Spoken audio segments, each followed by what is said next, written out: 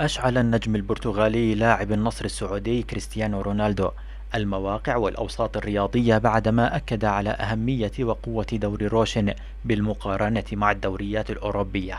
ويرى النجم البرتغالي أن دوري روشن السعودي سيتفوق على بعض الدوريات الأوروبية خلال السنوات المقبلة.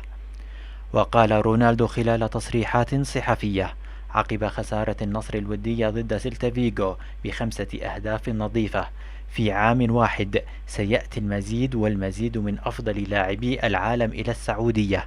وأضاف: في غضون عام سيتفوق الدوري السعودي على الدوريين التركي والهولندي.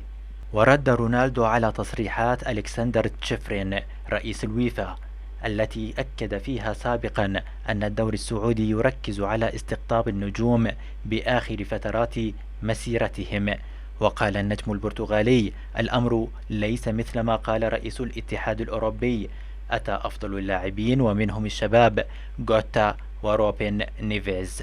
ومن جهة ثانية أصر رونالدو على أن الدوري الإيطالي كان ضعيفا وميتا قبل وصوله إلى يوفنتوس في صيف 2018. وقال رونالدو: أينما أذهب يأتي اهتمام أكبر، حتى الدوري الإيطالي عندما وصلت انضمامه ليوفنتوس كان دوريا ميتا ثم تجدد. وأضاف: الآن يحدث نفس الأمر في السعودية، أشعر بأنني الرائد هنا، وأنا متأكد من أن المزيد من الأبطال سيأتون ورائي.